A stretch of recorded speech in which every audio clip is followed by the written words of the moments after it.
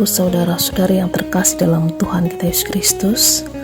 Hari ini Senin 11 September 2023. Renungan harian firman Tuhan bagi kita dalam kitab Imamat pasal yang keempat, ayat yang ke-27 sampai ayat yang ke-31.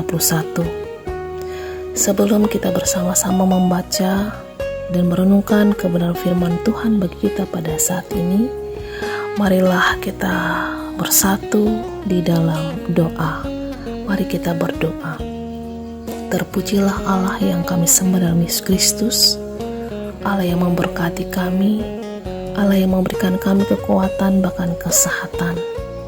Terima kasih jika pada saat ini Tuhan memperkenankan kami untuk boleh membaca, untuk boleh merenungkan isi kebenaran firman-Mu.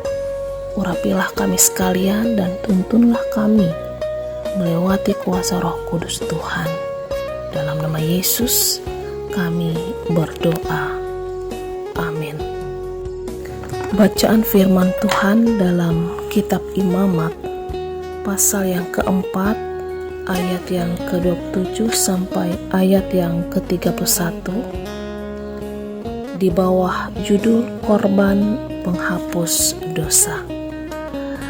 Jikalau yang berbuat dosa dengan tak sengaja itu seorang dari rakyat jelata, dan ia melakukan salah satu hal yang dilarang Tuhan, sehingga ia bersalah, maka jikalau dosa yang telah diperbuatnya itu diberitakan kepadanya, haruslah ia membawa sebagai persembahannya, karena dosa yang telah diperbuatnya itu seekor kambing betina yang tidak bercela. Lalu haruslah ia meletakkan tangannya ke atas kepala korban penghapus dosa dan menyembelih korban itu di tempat korban bakaran. Kemudian imam harus mengambil dengan jarinya sedikit dari darah korban itu, lalu membubuhkannya pada tanduk-tanduk mezbah korban bakaran. Semua darah selebihnya haruslah dicurahkannya kepada bagian bawah mezbah, tapi segala lemak haruslah dipisahkannya, seperti juga lemak korban keselamatan dipisahkan. Lalu haruslah dibakar oleh imam di atas mezbah menjadi bau yang menyenangkan bagi Tuhan. Dengan demikian, imam mengadakan pendamaian bagi orang itu, sehingga ia menerima pengampunan. Amin. Firman Tuhan, yang berbahagia ialah mereka yang mendengarkan firman Tuhan dan yang memeliharanya. Amin. Shalom Bapak Ibu, saudara-saudari. Dari bacaan firman Tuhan ini kita memahami pembelajaran mengenai suatu hal yang begitu penting. Kita belajar menghargai dan menghormati pengampunan dari Tuhan. Pengampunan pada zaman bangsa Israel dahulu bukanlah sesuatu hal yang mudah untuk diperoleh. Pada zaman bangsa Israel, pengampunan dosa diberikan Tuhan melalui peraturan-peraturan dan tata cara, melalui upacara yang harus dilaksanakan oleh bangsa Israel, terutama mereka yang kedapatan melakukan dosa. Dan peraturan-peraturan tersebut dijalani dengan aturan-aturan yang sangat ketat. Setiap orang memiliki aturan dan tata cara yang berbeda. Misalnya saja dalam hal penghapusan dosa ini, seperti untuk imam, pemuka, umat Israel, bahkan rakyat jelata.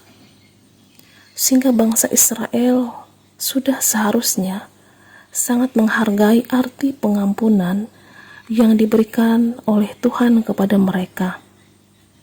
Bapak, Ibu, saudara-saudari yang terkasih, semua pengampunan dosa tentu akan dilakukan melalui tahapan dan tata cara yang ada.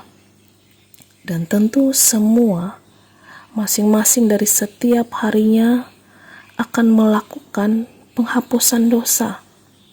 Karena secara realita banyak manusia yang sudah terbiasa melakukan hal-hal yang berdosa.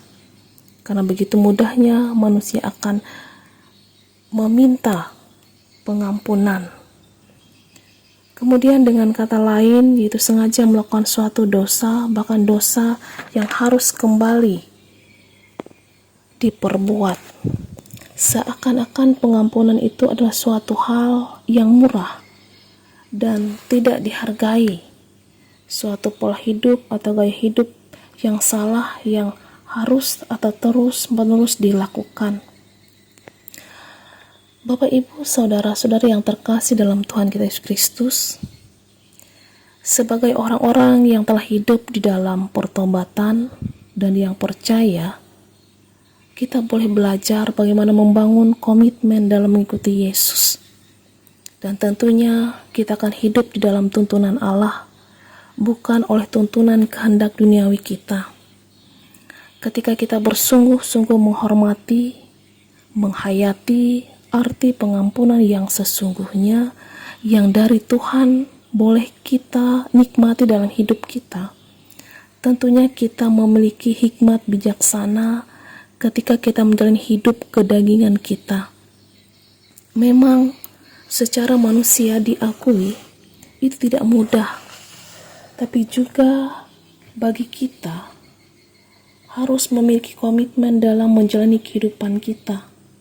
Maka ketika kita harus menjaga diri, menjaga kekudusan hidup kita, jangan kita berkompromi terhadap dosa dan pelanggaran. Dan inilah hal yang sangat penting yang harus dilakukan. Dan dalam menjalani itu, kita meminta pimpinan kuasa Roh Kudus yang akan memampukan kita menjalani kehidupan kita di dalam dunia ini. Sebagai saksi Kristus, tentunya kita memiliki tanggung jawab agar kehidupan kita menjadi kesaksian yang baik dengan menjaga kekudusan hidup kita. Demikian orang-orang yang ada di sekitar kita melihat keberadaan Kristus dalam hidup kita, baik melewati perkataan, tingkah laku, bahkan perbuatan nyata hidup kita. Untuk itulah kita harus menjaga kekudusan hidup kita sehingga berpadanan dengan panggilan hidup kita sebagai orang percaya, sebagai orang yang mampu mempertanggungjawabkan anugerah pengampunan yang boleh kita terima di dalam Tuhan. Tuhan Yesus memberkati kita sekalian. Amin. Marilah kita bersama-sama bersatu hati kita menaikkan doa kita. Terima kasih ya Tuhan, jika pada saat ini kami boleh bersama-sama belajar memahami makna pengampunan yang telah Engkau berikan. Ada begitu banyak hal-hal yang berharga dalam kehidupan kami. Bahkan salah satunya dalam setiap anugerah kehidupan yang boleh Tuhan berikan dalam hidup kami. Sehingga kami boleh diajarkan, mengingat akan karya penebusan yang telah Tuhan berikan dalam kehidupan kami. Sehingga kami dimampukan untuk menikmati menjalani kehidupan kami di dalam kekudusan dan ucapan syukur. Belajar dari berbagai macam aturan dan ketetapan yang telah Tuhan berikan dalam kehidupan umat Tuhan pada zaman dahulu kala, mengingatkan kami arti dan makna untuk menjaga kekudusan hidup kami di hadapan Tuhan. Terima kasih ya Tuhan, biarlah kebenaran firman-Mu akan menuntun, akan mengajar, bahkan mengingatkan kami ketika kami menjalani kehidupan kami masing-masing. Saat ini Tuhan, kami bersama-sama mendoakan untuk seluruh jemaat yang ada di Hobara Konut pada saat ini. Dalam setiap situasi kehidupan yang mereka jalani pada saat ini. Baik dalam kehidupan keluarga, rumah tangga, usaha, pekerjaan yang mereka lakukan. kehidupan keluarga, rumah tangga, bahkan anak-anak yang mereka kasihi, dalam kehidupan umat, dalam kehidupan persekutuan mereka masing-masing. Peliharalah kehidupan umat-Mu di tempat ini ya Tuhan, dalam berbagai macam kegiatan penata layanan, bahkan dalam hidup pergumulan mereka masing-masing. Biarlah dalam hikmat pertolongan Tuhan, jemaat ini terus dibangun dalam iman, dalam kebersamaan, dalam kesehatian, untuk membangun pelayanan yang telah terbentuk, sehingga dalam kehidupan mereka nama Tuhan terus dipermuliakan. Bahkan dalam setiap rencana, proses-proses pelayanan yang dilakukan, Tuhan yang memberkati, Tuhan yang menyertai. Bahkan pelayan Tuhan yang Tuhan perkenankan melayani di dalam jemaat ini, biarlah Engkau boleh memberkati, memampukan mereka untuk terus melayani dalam kesetiaan. Demikian juga ya Tuhan, kami menyerahkan seluruh kehidupan kami sekalian pada saat ini.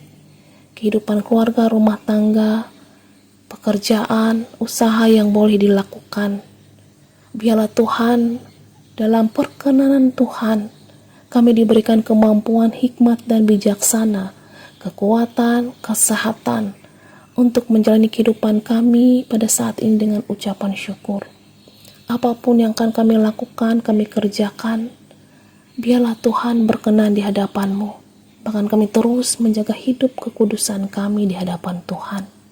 Terima kasih Bapa. Inilah seruan doa kami kepadamu yang kami bawa di dalam ucapan syukur.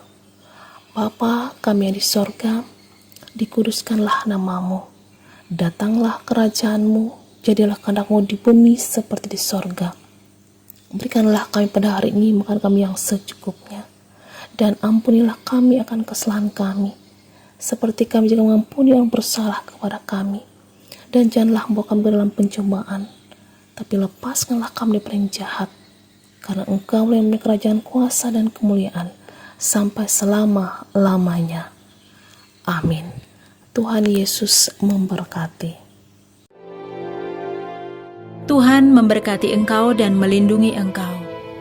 Tuhan menyinari engkau dengan wajah-Nya dan memberi engkau kasih karunia. Tuhan menghadapkan wajah-Nya kepadamu dan memberi engkau damai sejahtera. Amin.